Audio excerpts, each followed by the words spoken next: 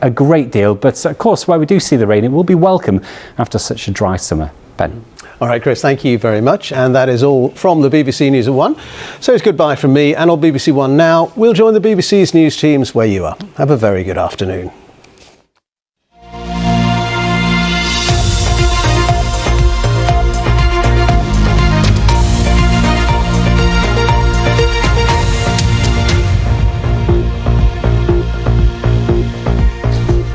A very warm welcome to BBC London with me, Alice Salfield.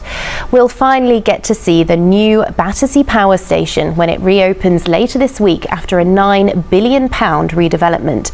As well as homes, bars and a new pedestrianised high street, it will also host a new tourist attraction, a 109-metre high glass lift up one of the chimneys offering views across London. But Labour councillors in Wandsworth say they won't be going to the grand opening, partly because of the low level of social housing on offer. Well, from Nine Elms is our political editor, Tim Donovan. Tim, what's the issue here? Tim, thanks. Tim Donovan in Nine Elms there. Now, let's take a look at some of the day's other stories. The man who attacked model and campaigner Katie Piper with acid is being hunted by police after breaching his licence conditions. The attack on the orders of her former partner left her with serious injuries and permanent scarring. Stefan Silvestre was released on licence in 2018 but has now been recalled to prison. Thousands of people were evacuated from the Hammersmith Apollo last night after an anonymous caller made a threat during a concert by Iranian singer Dariush Eghbali. The Met Police said there were no reports of injuries and no suspicious items were found. 2 people have been charged with criminal damage after pouring milk over the floor in central London shops. They were part of the movement Animal Rebellion, an offshoot of Extinction Rebellion, whose demands include transitioning to a plant-based food system. More than 100 people were arrested in total. Londoners do the least amount of exercise of anywhere in the UK, according to a survey by Nuffield Health. People living in the capital do just 56 minutes of exercise every week, nearly 2/3 below the NHS's recommended amount of 150 minutes.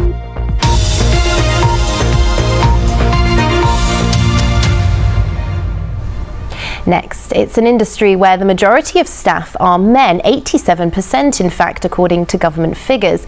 But one rail firm has launched a scheme to hire more female train drivers. Govia, which runs Southern and Gatwick Express, now wants 50% of its new recruits to be women. But how difficult will it be to tempt them in? Our transport correspondent Tom Edwards has been finding out. Now, if you've been to a pub or restaurant recently, you might have noticed a sign saying they're short-staffed and asking people to bear with them. In Westminster alone, there's more than 2,000 vacancies across restaurants and venues.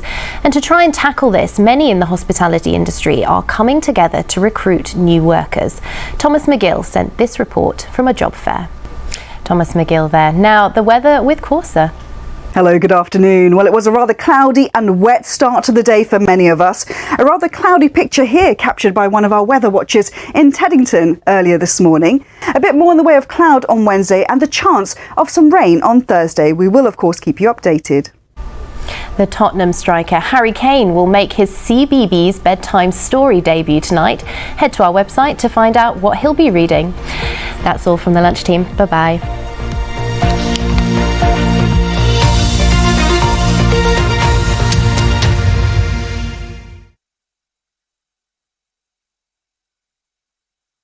We could get some in the south on Thursday. Hugh. We'll keep watching, Louise. Thank you very much. And that's it from BBC News at 6. The news continues here on BBC One.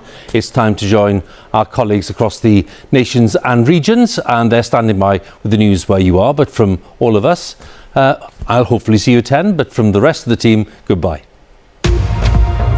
On BBC London this evening. The historic Battersea Power Station reopens this week after a multi-billion-pound redevelopment, but Labour councillors in Wandsworth say they won't be going. I would like to see more housing, more safe, decent and affordable homes right here in Battersea. We'll be live in Battersea with the latest, also tonight. over 50s, disabled people, ex-offenders, homeless, as well as those who are looking at returning to work or changing their career. How the hospitality sector in the capital is trying to fill thousands of vacancies. And the industry, which is nearly 90% male, now trying to recruit more women. Plus, we meet the champion who won a shiny prize for being a whiz with one of these at a raucous competition in Peckham at the weekend.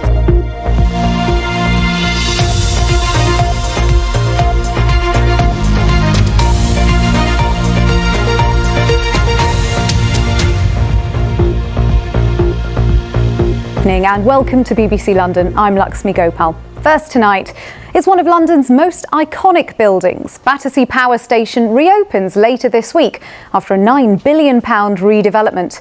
As well as homes, bars and a new pedestrianised high street, it'll also have a new tourist attraction, a glass lift which will travel 109 metres to the top of one of the chimneys, offering views across London.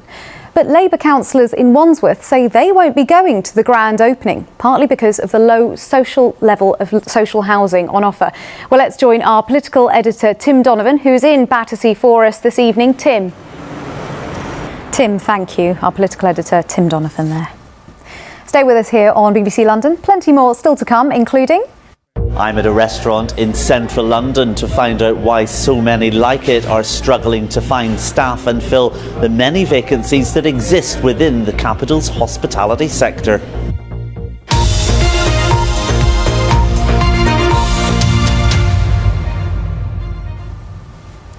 Next tonight, here's a stark statistic. 1 in 12 visually impaired people is thought to be a victim or survivor of domestic abuse.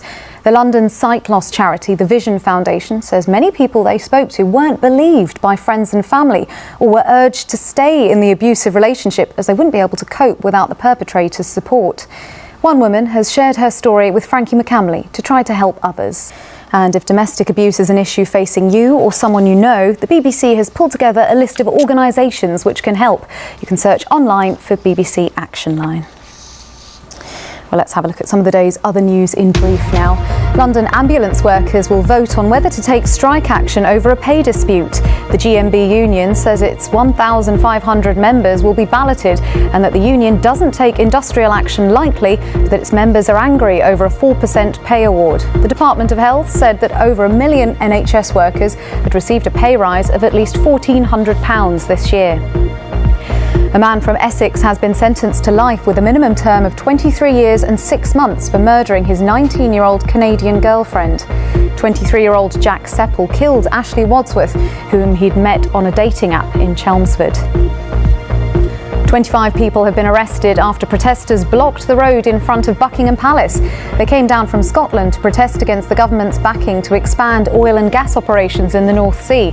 Over the weekend, more than 100 people were arrested during a series of other protests in central London.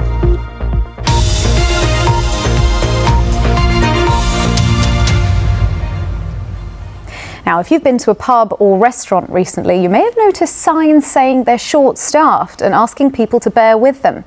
In Westminster alone, there's a shortfall of more than 10,000 positions across venues. And to try to tackle this staffing crisis, there's a huge recruitment campaign underway.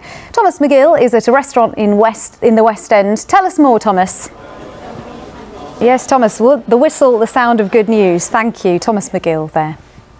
Well, to another recruitment drive now to find more women train drivers. The vast majority of staff in the rail industry are men, 87% in fact, according to government figures.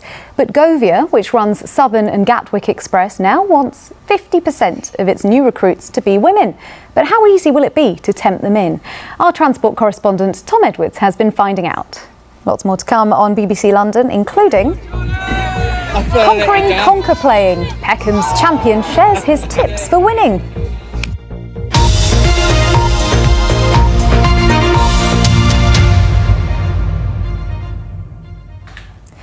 Young Londoners have been holding a festival in East London all about mental health. The event at City Hall coincides with World Mental Health Day today. More than 300 people aged between 16 and 25 have been getting involved in music, creative workshops and panel discussions, all centred around positive mental health and well-being. Have a listen. Well, thank you so much, Louisa, for speaking to us and for sharing your expertise there. Thanks for having Appreciate me. that. That's Louisa Rose, who's the Chief Executive of Beyond. Now, next tonight, once a popular game in the playground, conker fights seem to have gone out of fashion a bit over the years. But is the game of smashing conkers off shoelaces making a comeback? A particularly well-attended and raucous event in southeast London would suggest so. And Wendy Hurrell has been to meet the victor, or conqueror really, as they should be called. Well, I tell you, that was not what playing conkers was like at school in my day. But it's a very autumny feel, isn't it? Conkers and those crisp mornings that we've had. Corsa, it's been a glorious sunny day, hasn't it? Luxmy, it really has been. Very fresh autumnal feel today. Although the morning started off rather wet for some of us, but it quickly improved. Plenty in the way of that fresh autumnal sunshine today. Captured quite a beautiful picture here from one of our weather watchers on the golf course in Hornchurch earlier today. But also the chance of some showers at times. And that's your forecast, Luxmy. Corsa, thank you. Well, that's about it from us for now, but we'll be back later with our 10:30 programme. For now, have a very good evening. Goodbye.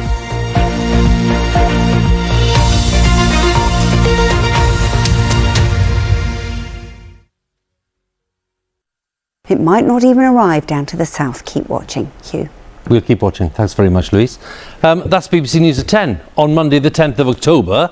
Of course, the usual reminder, more analysis of the day's main stories coming up right now on Newsnight, and it's my colleague Kirsty presenting Newsnight tonight, just getting underway on BBC Two. Here on BBC One, stay with us because if you want the news where you are, our colleagues in the nations and regions standing by to deliver the headlines in your own areas. But from all of us on the 10, thanks for watching and good night.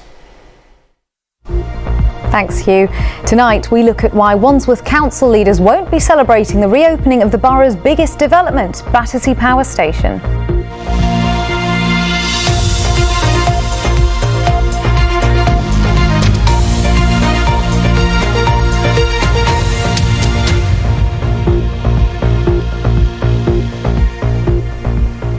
Good evening and welcome to BBC London. I'm Luxmy Gopal. Battersea Power Station reopens this week after a £9 billion redevelopment. As well as homes, bars and a new pedestrianised high street, it'll also have a new tourist attraction, a glass lift which travels to the top of one of the chimneys with views across London. But Labour councillors in Wandsworth say they won't be going to the grand opening, partly because of the low level of social housing on offer, as Tim Donovan explains. Now, I just want to bring you some breaking news that's just come into us. In the past few moments, the MP for Ilford South, Sam Tarry, has been deselected in a vote by local members of his constituency party this evening, meaning he won't stand at the next election. The former Shadow Transport Minister was defeated by the leader of Redbridge Council, Jazz Atwal. Next tonight, 1 in 12 visually impaired people is thought to be a victim or survivor of domestic abuse. That's according to research from the London sight loss charity, the Vision Foundation. They say many people they spoke to weren't believed by friends and family or were even urged to stay in the abusive relationship as they wouldn't be able to cope without the perpetrator's support. Frankie McCamley has one person's story. It's time for a look at the weather forecast now. Here's Corsa. Hello, good evening. Well, it was a lovely day today, plenty in the way of sunshine, and it's a similar story tomorrow, staying dry and sunny, but the winds will be lighter tomorrow. In fact, those winds will tend to ease overnight tonight. Some uncertainty with the detail, though. We will, of course, keep you updated. Autumnal weather there, and keeping with the autumnal theme, why don't you take a look at our latest video online about conkers, featuring, well, some raucous scenes from the Peckham Conker Championships. You can find it by going to BBC London's social media pages on Twitter, Facebook or Instagram. That's it from us for now. Good night.